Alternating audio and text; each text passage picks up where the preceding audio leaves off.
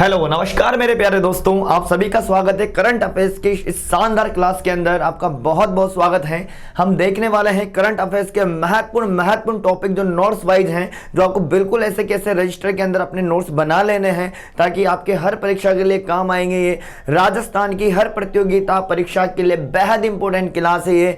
जैसे यहाँ पे नोट्स बताता हूँ मैं, वैसे के वैसे नोट्स आप उतारिए और उनका रिविजन करिए एग्जाम में जाने से पहले, ठीक है ना। बढ़ते हैं पहले क्वेश्चन की ओर। सभी क्वेश्चन महत्वपूर्ण है मेरे प्यारे दोस्तों।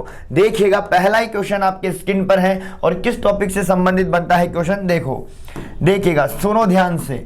29वां मथुरा दास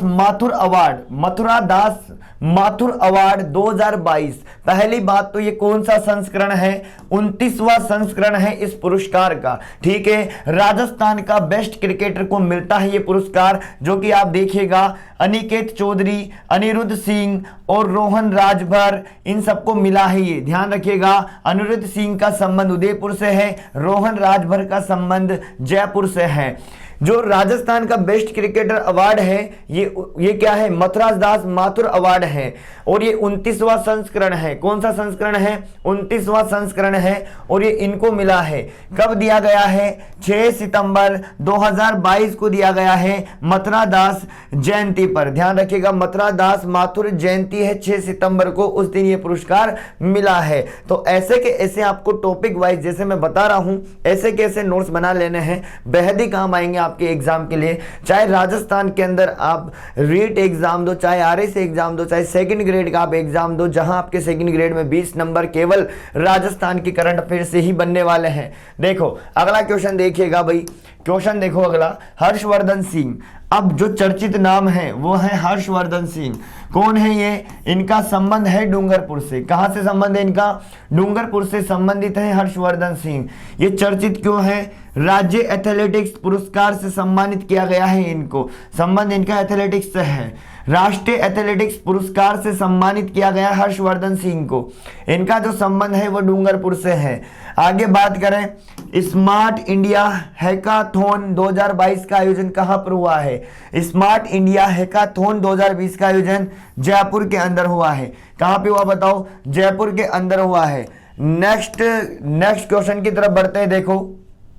देखिएगा, रेल कोच रेस्टोरेंट क्वेश्चन आएगा आपके सामने कि रेल कोच रेस्टोरेंट राजस्थान में कहां पे शुरू की गई है? बाड़मेर रेलवे स्टेशन पर। कहां पे की गई बताओ? बाड़मेर रेलवे स्टेशन पे शुरू की गई है। उत्तर पश्चिम रेलवे जोन का प्रथम रेलवे कोच रेस्टोरेंट है ये, ठीक है ना। ये कब शुरू किया गया? ये 29 अगस्त 2022 को शुरू किया गया है मेरे प्यारे दोस्तों। 29 अगस्त 2022 को रेल कोच रेस्टोरेंट का शुभारंभ किया गया। इसका जो नाम है द वीआईपी एक्सप्रेस के नाम से भी इसको जाना जाता है, द वीआईपी एक्सप्रेस के नाम से। अगले पॉइंट पर आते हैं। ऐसे कैसे नोट्स बनाइएगा, बेहद काम आएंगे ये सारी करंट अफेयर्स आपकी यूं मान लीजिए जितने भी आगामी एग्जाम है वहां पर काम आने वाली है। हमने यहाँ जनवरी से लेके अभी तक की जो चल रही है सब चीजें हम इसमें कवर कर रहे हैं। देखो, तंबाकू नियंत्रण मॉडल क्वेश्चन आ जाए कि तंबाकू नियंत्रण मॉडल क्यों चर्चित में रहा? WHO ने, विश्व स्वास्थ्य संगठन ने पुरस्कृत किया है। WHO ने पुरस्कृत किया है किसको? तंबाकू नियंत्रण मॉडल को। ध्यान रखना। आगे देखो, global India excellence achievement award, जो global India excellence achievement award है ये किसको दिया गया है? प्रोफेसर महेंद्र राठौर को। किसको दिया गया बताओ? प्रोफेसर महेंद्र राठौर को दिया गया है। इनका संबंध जोधपुर से है। कहां से बताइएगा? जोधपुर से है इनका संबंध। फिर देखो अगले पॉइंट पे आते हैं, कविता सुथार। अब एक कविता जो सुथार है ये क्यों चर्चा में है? देखो, कविता सुथार किससे चर्चित है?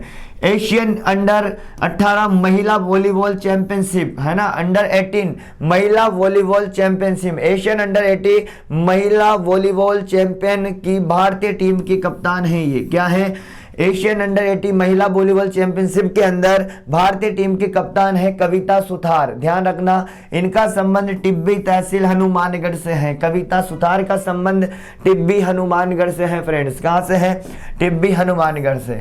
अब आप पूछोगे सर ये क्लास हमारे किस किस एग्जाम के लिए काम आएगी? बिल्कुल सेकंड ग्रेड, रीट और जहां जहां सीईटी के एग्जाम में सभी में महत्वपूर्ण क्लास रहने वाली। ऐसे कैसे नोट्स बनाइएगा और रिवाइज करके जाइएगा लास्ट में। जल जीवन मिशन इंपॉर्टेंट क्वेश्चन है कब शुभारंभ हुआ था? 15 अगस्त 2019। हम यहाँ पर कुछ पुराने सालों के भी ऐसे क्वेश्चन लेंगे जो आगामी एग्जामों में छपते रहते हैं, आते रहते हैं बार बार। जैसे जल जीवन मिशन इंपोर्टेंट है, तो ध्यान रखिएगा, ठीक है। ऐसा नहीं है कि पुराना हो गया, पुराने क्वेश्चन भी आ जाते हैं। दो आप तो 22 में हो, पर 21 का पूछा जा सकता है, 20 का पूछा जा सकता है, पर वहां से महत्वपूर्ण क्वेश्चन पूछा जाएगा। शुरुआत की बात करें 15 अगस्त 2019, जल जीवन जो मिशन की शुरुआत हुई थी वो 15 अगस्त 2019 को हुई थी। कब हुई बताओ?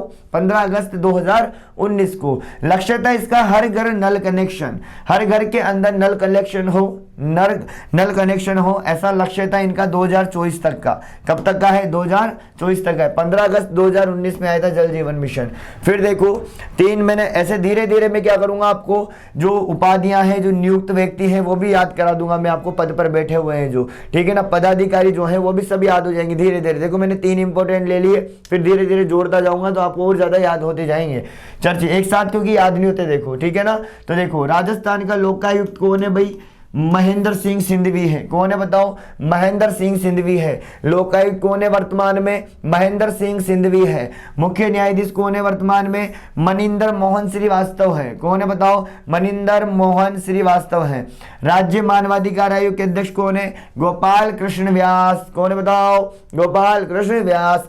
लोकायुक्त महेंद्र सिंह सिंधवी, मुख्य न्यायाधीश मनिंदर मोहन श्रीवास्तव, राज्य मानवाधिकार आयोग गोपाल कृष्ण व्यास।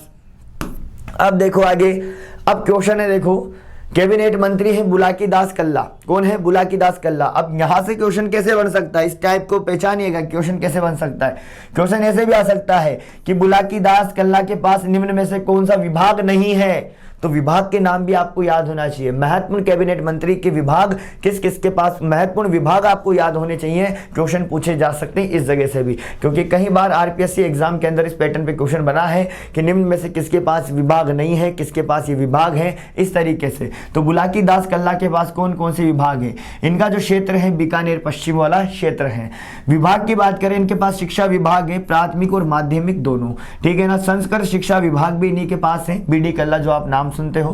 कला साहित्य संस्कृति व पुरातत्व विभाग है, कला साहित्य संस्कृति व पुरातत्व विभाग भी इन्हीं के पास है। पंचायती राज नहीं, पंचायती राज के अधीनस्थ प्राथमिक शिक्षा विभाग का स्वतंत्र प्रभार भी इनके पास में। पंचायती राज के अधीनस्थ प्राथमिक शिक्षा विभाग का स्वतंत्र प्रभार भी है किनके पास? बुलाकी दास कल्ला के पास। इनका क्षेत्र बीकानेर पश्चिम से है। शिक्षा विभाग इन्हीं के पास है, प्राथमिक माध्यमिक संस्कृत शिक्षा विभाग भी इनके पास है। कला साहित्य संस्कृति और पुरातत्व विभाग है। पंचायती राज के अधीनस्थ प्राथमिक शिक्षा विभाग का स्वतंत्र प्रभार भी है। अब क्वेश्चन कैसे आएगा कि निम्न में से बुलाकी दास कल्ला के पास कौन सा विभाग नहीं है, तो 3 विभाग यहां से दे दिए जाएंगे, अलग विभाग एक और आ जाएगा। तो अच्छे से पढ़ना, महत्वपूर्ण तो याद होना ही चाहिए। देखो ठीक है ना, चलो इस पैटर्न को समझिएगा। अगला देखो भाई, अगला देखिएगा हेमाराम चौधरी। अब देखो हेमाराम चौधरी का क्षेत्र जो है गुडामलानी बाड़मेर से है। कहां से बताओ? गुडामलानी बाड़मेर से है। हेमाराम चौधरी का क्षेत्र जो है गुडामलानी बाड़मेर है। ये भी कैबिनेट मंत्री हैं। इनके पास क्या है? वन विभाग है, पर्यावरण एवं जलवायु परिवर्तन विभाग भी है। वन विभाग और पर्यावरण एवं जलवायु परिवर्तन विभाग हेमाराम चौधरी के पास है, जिनका क्षेत्र गुडामलानी बाड़मेर है। ठीक है, चलो आगे बढ़ते हैं। देखिएगा ये क्या है? ग्राम पंचायत है, गर्ल फ्रेंडली है ना, गर्ल फ्रेंडली ग्राम पंचायत विकसित की गई है अभी राजस्थान के अंदर। गर्ल फ्रेंडली ग्राम पंचायतें विकसित की गई है। कहां कहां विकसित की गई है? अभी तो सवाई माधोपुर में विकसित की गई है, 7 पंचायतों में। कितनी पंचायतों में? 7 पंचायतों में। प्रत्येक जिले में 2 ग्राम पंचायतों को विकसित किया जाएगा। आने वाले समय पे प्रत्येक जिले में 2 ग्राम पंचायतों को गर्ल फ्रेंडली ग्राम पंचायत विकसित किया जाएगा, ध्यान रखना। फिर देखो आगे बात करते हैं, बहुत ही महत्वपूर्ण फैक्ट है ये वाला, इसको तो ध्यान ही रखना।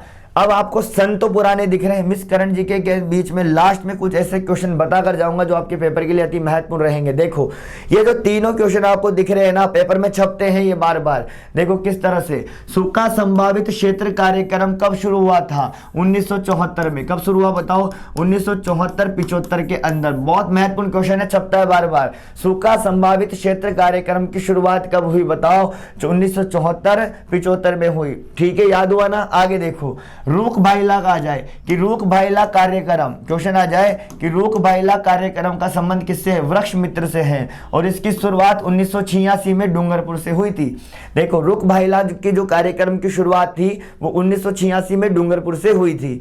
फिर देखो ये भी बहुत महत्वपूर्ण है, अरावली विकास कार्यक्रम, इसकी शुरुआत भी 1974-75 में हुई है। कब हुई है? 1974-75 में शुरुआत हुई है अरावली विकास कार्यक्रम की। इसका उद्देश्य पारिस्थितिकी स्थिरता को बनाए रखना है। अरावली विकास कार्यक्रम का जो उद्देश्य है पारिस्थितिकी स्थिरता को बनाए रखना है। जरूर ध्यान रखना, तीनों क्वेश्चन छपते हैं बार बार, ठीक है ना। सूखा संभावित क्षेत्र कार्यक्रम 1974-75, रूख भाईला 1986, अरावली विकास कार्यक्रम 1974-75। ध्यान रख लेना है पॉइंट भी। चलो आगे बढ़ते हैं। ये क्वेश्चन भी बार बार छपता है, अच्छे से याद रखना इसको भाई, ठीक है ना, अच्छे से याद रखना। चाहे आप राजस्थान का एग्जाम दो चाहे इंडिया लेवल पे, ये वाला क्वेश्चन बनता है कई बार, अपने राजस्थान पे कई बार बन रहा है ये। प्रधानमंत्री कृषि सिंचाई योजना, प्रधानमंत्री कृषि सिंचाई योजना की जो शुरुआत है वो कब हुई? 1 जुलाई 2015 को हुई थी। अब देखो शुरुआत तो कब हुई है? 2015 को हुई है, फिर भी इसके लगातार क्वेश्चन आ रहे हैं तो अच्छे से याद कर लीजिएगा। सबसे ज्यादा पूछा जाने वाला क्वेश्चन है ये वाला, ध्यान रखना, बहुत इंपॉर्टेंट है। चलो, प्रधानमंत्री कृषि सिंचाई योजना का जो शुभारंभ 1 जुलाई 2015 को हुआ। देखो प्रधानमंत्री कृषि सिंचाई योजना और सूक्ष्म सिंचाई के वित्त पोषण, इनके बीच में क्या है? अनुपात है। प्रधानमंत्री कृषि सिंचाई योजना और सूक्ष्म सिंचाई के वित्त पोषण, इनके संबंध में हमारे केंद्र सरकार का जो हिस्सा है 60% है और राज्य सरकार का 40% है। तो ये जो हिस्सेदारी ये पूछी जा रही है बार बार एग्जाम के अंदर, ध्यान रखना। प्रधानमंत्री किसान सिंचाई योजना, प्रधानमंत्री कृषि सिंचाई योजना का जो केंद्र की हिस्सेदारी वो 60% है और राज्य की हिस्सेदारी 40% है। जरूर ध्यान रखना। तो ये हुए हमारी आज की क्लास मेरे प्यारे दोस्तों।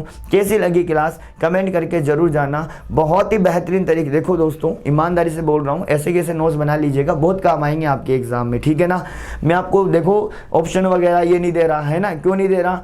क्योंकि ये बिल्कुल एक सटीक क्लास है जो आपको बिल्कुल सही दिशा में लेके जाएगी कम समय के अंदर ही। बिल्कुल वो के वही क्वेश्चन आपको देखने को मिलेंगे। आप अच्छे से नोट्स बनाइए, ठीक है, अच्छे से नोट्स बनाइए। लंबे समय तक आप तैयारी करोगे तो अपने आप रजिस्टर एक मेंटेन हो जाएगा और बार बार एग्जाम देने जाओगे तो आने वाले आगामी एग्जाम में बहुत काम आएगा। तो अच्छे से नोट्स बनाते हुए चलना है।